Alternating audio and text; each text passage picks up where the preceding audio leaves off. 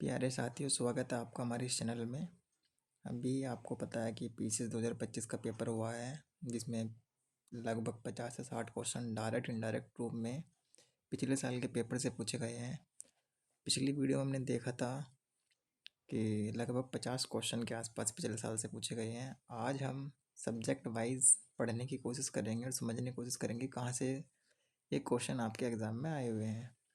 तो पीसीएस के प्री में 18 से 20 सवाल सामान्य विज्ञान के आते हैं और 2025 में भी लगभग 18 से 20 सवाल ही देखने को मिले हैं। तो हम सबसे पहले इनका सोर्स जानेंगे कि ये कहाँ से पूछे गए हैं। तो सिंगल सोर्स होता है मेरे प्यारे साथियों। पीसीएस 2025 के लिए आप लूसेंट जो जनरल साइंस की बुक आती है आप उसको रेफ़र कर सकते हैं और देख सकते हैं कि सभी क्वेश्चन लगभग लूसेंट से ही कवर हो गए हैं। अगर 18 से 20 सवाल आए हैं तो लगभग 10 से 12 क्वेश्चन डायरेक्ट आपके लूसेंट के बुक से ही हैं। मैं आपको एक एक करके दिखाता हूँ। तो चलिए देखिए, अगर आप क्वेश्चन पढ़ेंगे रक्त के संदर्भ में निम्नलिखित में से कौन सा कथन सही है, तो आप पहला पढ़ेंगे रक्त प्लाज्मा और विभिन्न प्रकार की कोशिकाओं का बना होता है। हीमोग्लोबिन की उपस्थिति रक्त को लालिमा युक्त बनाती है। तो दोनों ठीक है। आप इसको देखेंगे तो लूसेंट की बुक है सामान्य विज्ञान, जिसमें फिजिक्स, केमिस्ट्री और बायोलॉजी ये 3 सेगमेंट दिए गए हैं। तो आप इसको पढ़ेंगे तो उसमें लिखा है तरल उत्तक। तो आप तरल उत्तक को जब आप पढ़ेंगे तो उसमें साफ साफ शब्दों में लिखा है कि संपूर्ण रुधिर का 55% भाग होता है, 45% रुधिर कणिकाएँ होती हैं। रुधिर कणिकाएँ 3 प्रकार की होती है, आरबीसी, डब्ल्यूबीसी, प्लेट्स और हीमोग्लोबिन की उपस्थिति के कारण ही इसका रंग लाल होता है। तो आप देख सकते हैं लूसेंट की बुक में दिया गया है, इसको आप पढ़ भी सकते हैं। तो अगला क्वेश्चन देखते हैं। देखिए, अगला क्वेश्चन दे रखा है लैक्टिक अम्ल, टार्टेरिक अम्ल, एसिटिक अम्ल ये किस में पाया जाता है। तो इसमें हमें बताया कि कौन सा सही सम्मिलित नहीं है। तो देखिए, एसिटिक अम्ल आलू में नहीं पाया जाता, ये फलों में, सिरके में पाया जाता है। तो आप देख सकते हैं इसका सोर्स क्या है, ये भी लूसेंट की बुक है। ये जितने भी मैंने यहाँ पर फ़ोटो खींचे हैं ये सब लूसेंट की बुक से मैंने लिए हैं। तो आप पढ़ सकते हैं। फॉर्मिकल पाया जाता है लाल चींटियों में, साइट्रिक अम्ल पाया जाता है खट्टे फलों में, नींबू में, और टार्टेरिक अम्ल इमली में, अंगूर में और केले में, और लैक्टिक अम्ल पाया जाता है दही में। देखिए, लैक्टिक अम्ल साथ में लिखा है दूध में। अगर आप नेक्स्ट चैप्टर को पढ़ेंगे लूसेंट के तो उसमें साफ साफ लिखा भी है कि लैक्टिक अम्ल दूध में पाया जाता है, दही में पाया जाता है। तो आपने देखा। अगला क्वेश्चन देखते हैं। देखिए, चांदी की वस्तुओं के संदर्भ में निम्नलिखित में से कौन से कथन सही हैं। चांदी की वस्तुएं हवा के संपर्क में आने पर कुछ समय बाद काली हो जाती हैं, ऐसा सिल्वर सल्फाइड की कोटिंग के कारण होता है। तो लूसेंट को आप पढ़ेंगे तो उसमें साफ साफ लिखा हुआ है चांदी के रासायनिक गुण। यह शुष्क और हाइड्रोजन सल्फाइड रहित हवा से कोई प्रतिक्रिया नहीं करता है। खुले हवा में छोड़ देने पर इसके ऊपर सल्फाइड कोटिंग की पतली परत बनने के कारण काला पड़ जाता है। और ये तो रासायनिक नाम इसका लिखा है Ag2S। नेक्स्ट आप पेपर पलटोगे तो प्यारे साथियों सिल्फर सल्फाइड की कोटिंग नाम भी साफ साफ मेंशन है कि सिल्फर सल्फाइड की कोटिंग के कारण ये ब्लैक हो जाता है। तो 2 क्वेश्चन आपने देखे। देखिए, अगला क्वेश्चन है आइसोटोप समस्थानिक के संदर्भ में निम्नलिखित में से कौन से कथन सही है। समान परमाणु क्रमांक किंतु अलग परमाणु द्रव्यमान वाले परमाणु को समस्थानिक कहते हैं। ये लूसेंट की बुक में दे रखा है। आप केमिस्ट्री का पोर्शन आप उठाएंगे तो उसमें लिखा हुआ है समस्थानिक। देखिए, परमाणु संख्या समान हो किंतु द्रव्यमान संख्या भिन्न हो, समस्थानिक कहलाते हैं। तो इसी में पहले स्टेटमेंट में लिखा हुआ है कि समान परमाणु क्रमांक समान किंतु द्रव्यमान अलग को समस्थानिक कहते हैं। तो ये स्टेटमेंट यहाँ से दिया गया है। और प्रोटियम ड्यूटेरियम ट्रिटेरियम कार्बन के समस्थानिक है। ये प्यारे साथियों को लगता है ये हाइड्रोजन के 3 समस्थानिक हैं। देखिए, लिखा हुआ है हाइड्रोजन के 3 समस्थानिक होते हैं जिनकी संख्या 1 2 3 है, प्रोटियम ड्यूटेरियम और ट्राइटेरियम। तो आपने देखा। अगला क्वेश्चन देखते हैं। देखिए अगला क्वेश्चन है, प्रोटीन के पाचन के लिए अमाशय में निम्नलिखित में से कौन सा एंजाइम निकलता है? तो प्यारे साथियों, पेप्सिन निकलता है अमाशय से। आप पढ़ोगे अमाशय ही लिखा। तो जठर रस में हाइड्रोक्लोरिक अम्ल, श्लेष्मा, म्यूकस और पेप्सिनोजन होता है। और देखिए प्यारे साथियों, लिखा है इसमें सक्रिय पेप्सिन। पेप्सिन भोजन के प्रोटीन पर कार्य करने में पेप्टोन बदलता है। तो पेप्सिन निकलता है अमाशय से। तो आपने देखा। अगला क्वेश्चन देखते हैं। देखिए अगला क्वेश्चन है, निम्नलिखित में से कौन सी गैस हवा से हल्की है? तो हीलियम हवा से हल्की होती है। अगर आप पढ़ेंगे एक्रिय गैस, लुसेंट की बुक है प्यारे साथी हुई, तो हीलियम मेरा तो हीलियम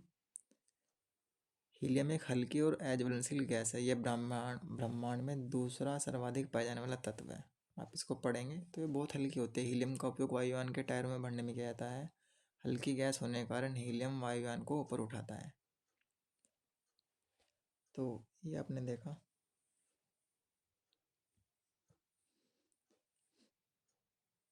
देखिए ये भी 21वां क्वेश्चन भी साइंस एंड टेक का है। केंचुआ मिट्टी की उर्वरता को बढ़ाते हैं और किसानों के मित्र के रूप में जाने जाते हैं। ये तो आपको बुक में मिल जाएगा, पिछले साल के पेपर में मिल जाएगा। केंचुए में 2 जोड़ी हृदय होते हैं। तो प्यारे साथियों ये गलत है। केंचुए में 5 जोड़ी हृदय के आसपास होते हैं। तो आगे बढ़ते हैं हम। देखिए निम्नलिखित में से कौन दो बायोगैस के प्रमुख घटक है? आप लूसेंट की बुक पढ़ेंगे तो बायोगैस इसमें लिखा है। तो इस प्रक्रिया में methane, carbon dioxide, hydrogen sulphide oxide ये सब होते हैं। तो इसमें देखिए प्यारे साथियों मैं दिखाता हूँ। मीथेन और कार्बन डाइऑक्साइड, तो देखिए मीथेन और कार्बन डाइऑक्साइड ये बायोगैस के प्रमुख अवयव हैं। ब्यूटेन नहीं होता और कार्बन मोनोऑक्साइड नहीं होता। तो 1 और 3 ठीक है। और मीथेन और कार्बन डाइऑक्साइड देखिए इसमें साफ साफ लिखा, आप इसको पढ़ सकते हैं। जानवरों और पौधों से प्राप्त ये पदार्थ सूक्ष्म जीवों द्वारा जल की उपस्थिति में आसानी से सड़ते हैं। और इस प्रक्रिया में methane, carbon dioxide, hydrogen, hydrogen sulphide आदि गैसें निकलती हैं। तो आपने ये क्वेश्चन देखा। आगे बढ़ते हैं। देखिए बेकिंग सोडा के संदर्भ में निम्नलिखित में से कौन सा कथन सही है? यह सोडियम हाइड्रोजन कार्बोनेट है। यह अग्निशामक यंत्र में प्रयुक्त होता है। तो दोनों ही ठीक है। और ये कहाँ से लिया गया है? देखिए सोडियम बाइकार्बोनेट को बेकिंग सोडा के नाम से जाना जाता है। और इसका काम क्या होता है? पेट की अम्लता को दूर करने के लिए अग्निशामक यंत्रों में इसका इस्तेमाल होता है। तो आपने ये देखा। देखिए ये जो क्वेश्चन है आपका, ये साइंस एंड टेक्नोलॉजी का है। जो हम साइंस एंड टेक्नोलॉजी में स्पेस टेक्नोलॉजी पढ़ते हैं, वहाँ से ये क्वेश्चन लिया गया है। लेकिन ये करंट अफेयर का है कि चंद्रयान 3 कब लॉन्च किया गया, आदित्य L1 कब लॉन्च किया गया। अगर आप ये दोनों पता हो तो आप इसका आंसर आसानी से निकाल सकते हैं। देखिए अगला क्वेश्चन देखते हैं। ये आप पढ़ चुके हैं।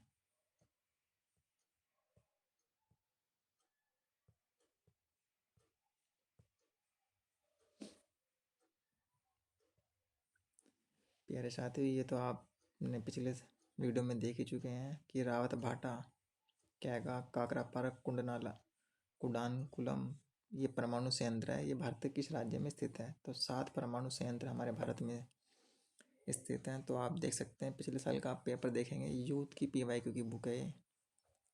इसमें PCS के पिछले साल के पेपर इसमें दे रखे हैं। तो आप देख सकते हैं कि कैगा कर्नाटक में है और रावत भाटा राजस्थान में है। देखिए रावत भाटा D, ये रावत भाटा आपका राजस्थान में है। तो D का 3 हो जाएगा। D का 3 हो जाते ही आपका C और D कट गया। और कैगा कर्नाटक में है। तो C का फर्स्ट है। तो C का फर्स्ट आप देखेंगे तो C का फर्स्ट। तो A और B में से आंसर आपका दोस्तों होने वाला है। तो A का हेटू कुडानकुलम तमिलनाडु में है और काकरापार दोस्तों आपका गुजरात में है। तो आपका B इसका राइट आंसर है। और ये भी प्यारे साथियों किसी न किसी एग्ज़ाम के क्वेश्चन में पूछा गया है। तो आप इसको देख सकते हैं और साथ है इसको तो ये नाम आपको याद करना ही होगा। आगे बढ़ते हैं। देखिए अम्ल और क्षार के संदर्भ में निम्नलिखित में से कौन से कथन सही है? ये लूसेंट की बुक में भी दे रखा है और पिछले साल के पेपर में भी है कि अम्लीय होता है 7 से कम और क्षारीय होता है 7 से अधिक। इसके लिए आपको बेसिक अंडरस्टैंडिंग होनी बेहद ज़रूरी है। चलिए आगे बढ़ते हैं। देखिए, निम्नलिखित विद्युत चुंबकीय विकिरण को उनकी आवृत्तियों के घटते क्रम में व्यवस्थित कीजिए। तो बहुत ही सिंपल ये क्वेश्चन है, अगर आपको याद है तो आप इसको कर सकते हैं, नहीं तो आप देखिए पिछले साल के पेपर में भी पूछा गया है। मैंने लिखा है कि यूपी से RO 2023 में पूछा गया है और ये यूथ की ही PYQ की बुक है, उसमें सब ये दे रखे हैं। तो फ्रिक्वेंसी के घटते क्रम में जिसकी वेवलेंथ सबसे कम होगी उसकी आवृत्ति सबसे ज़्यादा होती है। तो आवृत्ति के घटते क्रम में आपको लगाना है। तो सबसे पहले आपको गामा किरणें आएंगी, फिर एक्स किरणें, फिर पराबैंगनी किरणें, फिर रेडियो तरंगे। तो आप इसको भी पढ़ सकते हैं। आगे बढ़ते हैं। देखिए प्यारे साथियों, 2 सवाल पूछे गए थे कैचवे से रिलेटेड, मैं आपको दिखाता हूँ। देखिए ये सवाल आप पढ़ोगे तो ये आपका ज्योग्राफी से भी रिलेटेड है और आपका फिजिक्स में जो उष्मा वाला चैप्टर होता है उससे रिलेटेड है कि मानव त्वचा से पसीने का वाष्पीकरण शरीर की गर्मी को नष्ट कर देता है और गर्म दिन में उच्च आर्द्रता से परेशानी बढ़ जाती है। तो थोड़ा सा कॉन्सेप्ट इसमें फिजिक्स का भी लग रहा है और थोड़ा सा प्यारे साथी ज्योग्राफी। तो आप इसे किसी भी कैटेगरी में रख सकते हैं। तो ए और दोनों ठीक है, लेकिन आर एक ही सही व्याख्या नहीं करता है। आगे बढ़ते हैं। प्यारे साथियों, क्वेश्चन इसको आप पढ़ेंगे। सामान्यतः सीसा तथा टीन की मिश्र धातु का प्रयोग फ्यूज तार के पदार्थ के रूप में किया जाता है। तो हमें ये तो पता है कि सीसा और टीन मिश्र धातु का प्रयोग तार बनाने में किया जाता है, लेकिन हमें ये वैल्यू याद नहीं होती कि सीसा व टीन की मिश्र धातु का गलनांक तांबे व एल्युमिनियम की गलनांक से अधिक है। इसको हम इतना ध्यान भी नहीं रखते हैं, लेकिन हमारा ये पता है कि हमारा ए तो ठीक है। अगर आप बहुत बारीकी से लूसेंट किताब पढ़ोगे तो उसमें लिखा हुआ है कि शीशे का गलनांक क्या है, टीन का गलनांक क्या है, एल्युमिनियम का गलनांक क्या है और तांबे का गलनांक क्या है। तो आप इसको देख सकते हैं, ये लूसेंट की बुक से है। ये आपने सवाल देख चुके हैं, ये आप देख चुके हैं। एक सवाल मेरे साथ ही हुए है कि एक सामान्य 70 किलोग्राम व्यक्ति में पाए जाने वाले निम्नलिखित तत्वों पर विचार कीजिए तथा इन्हें सही बढ़ते क्रम में व्यवस्थित कीजिए। ये किसी PYQ की बुक में नहीं है और ना ही ये लूसेंट में दे रखा है। ये आप देख चुके हैं। देखिए अगला सवाल है, डॉल्फिन और व्हेल ब्लो होल्स के माध्यम से सांस लेती है और कैंचो अपनी त्वचा के माध्यम से सांस लेते हैं। ये वाला सवाल प्यारे साथियों NCERT से दे रखा है। 7वीं क्लास के NCERT में लिखा है कि कैंचो अपनी त्वचा के माध्यम से सांस लेते हैं और डॉल्फिन और व्हेल ब्लो होल्स के माध्यम से सांस लेते हैं। तो दोनों उसके ठीक है। आगे बढ़ते हैं। ये आप देख चुके हैं। देखिए ये सवाल देखते हैं, आयरन डोम मिसाइल रक्षा प्रणाली निम्नलिखित में से किस देश की है। ये करंट अफेयर का क्वेश्चन है। जब इजराइल ने गाजा पर अटैक किया था तो आयरन डोम, जब गाजा ने इजराइल पर अटैक किया था तो दोस्तों आयरन डोम मिसाइल से ही अपने देश की इजराइल ने रक्षा की थी। तो 3 इसका राइट आंसर है।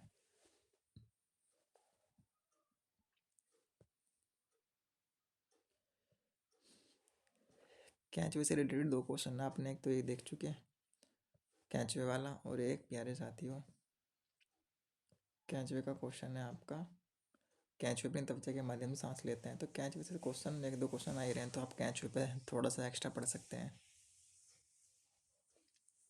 तो ये सवाल प्यारे साथियों आप देख चुके हैं। तो हमें रणनीति क्या अपनानी चाहिए। देखिए प्यारे साथियों, सिंगल सोर्स के रूप में हमें लूसेंट की किताब को पढ़ना चाहिए, क्योंकि हर साल अगर 18 से 20 सवाल आ रहे हैं तो लूसेंट से 10 से 12 सवाल आराम से हो जाते हैं। इसके अलावा आपको एक यूथ की PYQ की बुक लेनी चाहिए और उसको अच्छे से पढ़ना चाहिए, जिससे क्वेश्चन रिपीट का हमें पता लगता है और जो बाकी के सवाल रह गए हैं वे हम आसानी से सोल्व कर सकते हैं। तो सिंगल सोर्स के रूप में आपको एक तो लूसेंट, सामान्य विज्ञान या सामान्य ज्ञान की जो एक पुस्तक है उसको खरीदना चाहिए और यूथ की PYQ की बुक। अगर आप ये दो अच्छे से पढ़ लेते हैं तो आपके साइंस के क्वेश्चन प्यारे साथियों गलत नहीं होंगे। अगर 18 से 20 सवाल इसमें आए तो आपके 15 से 16 क्वेश्चन आप आसानी से बना सकते हैं। तो अगर वीडियो अच्छी लगे तो प्लीज़ साथियों लाइक और सब्सक्राइब ज़रूर करना। मैं बाकी वीडियो भी लेकर आऊँगा, जैसे हिस्ट्री के मैं पीवाई को लेकर आऊँगा, पॉलिटी के मैं लेकर आऊँगा कि कहाँ से पूछे गए हैं, इन्वायरमेंट के लेकर आऊँगा और ज्योग्राफी के भी लेकर आऊँगा। तो सब्सक्राइब करना ना भूलें। तब तक के लिए धन्यवाद।